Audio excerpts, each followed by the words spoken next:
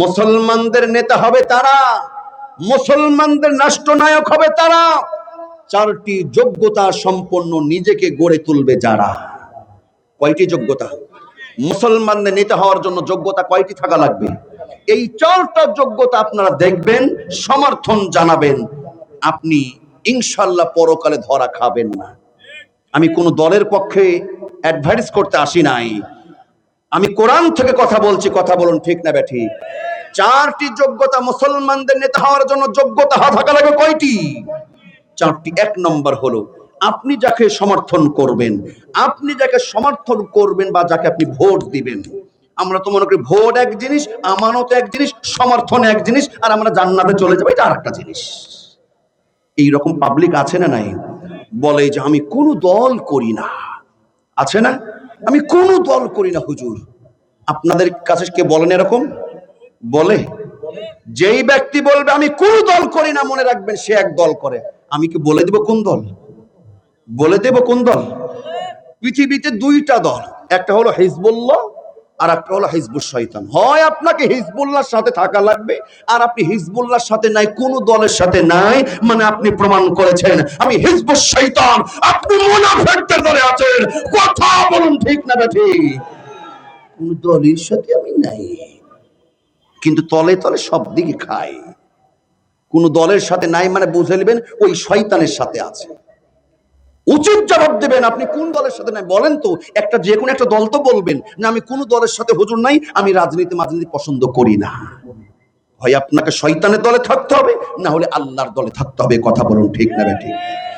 মুসলমানদের নেতা হওয়ার জন্য চারটা যোগ্যতা সংক্ষেপে শুনুন। এক নম্বর হলো মুসলমানদের নেতা হবে সে অবশ্যই মুসলমান হবে। যে মুসলমান হতে হবে, আমাদের কপাল তখনই পড়েছে যখন দেখেছি কোর্ট কাচারি অফিস আদালত থানার ওসি গুলো বেধর্মীরা বসে থেকে আমাদেরকে শাসন করেছে। কথা বলুন ঠিক না বেঠি?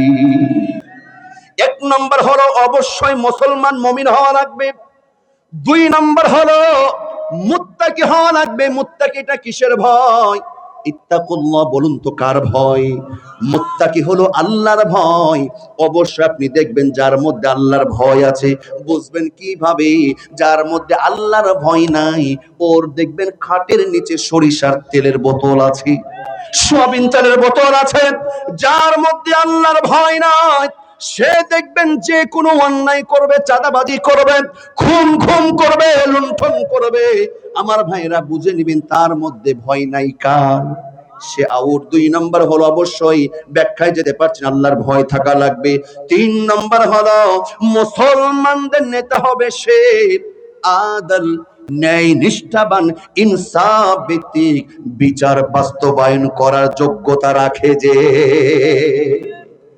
আদল বিচার করতে হবে, দরদিনা। চার নম্বর হলো মুসলমানদের নেতা হবে সে, চার নম্বর হলো ইমানের বলে নিজে বলিয়ান থেকে, ইমানের বলে বলিয়ান থেকে ইমানের পরীক্ষা দিয়ে উত্তীর্ণ হয়ে টিকে আছে যে মুসলমানদের নেতা হবে সে।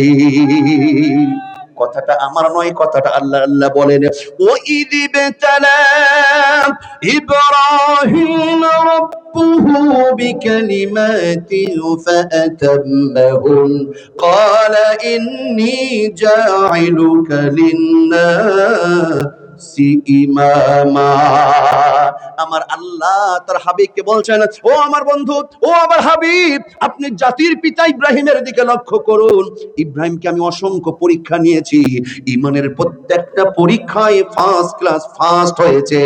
আমি মিল্লাতা আবিকুম ইব্রাহিম হুয়া সাম্মাকুমুল মুসলিমিন, আমি ইব্রাহিমকে জাতির পিতা মুসলমানদের নেতা বানিয়ে দিয়েছি। বলি সুবহানাল্লাহ।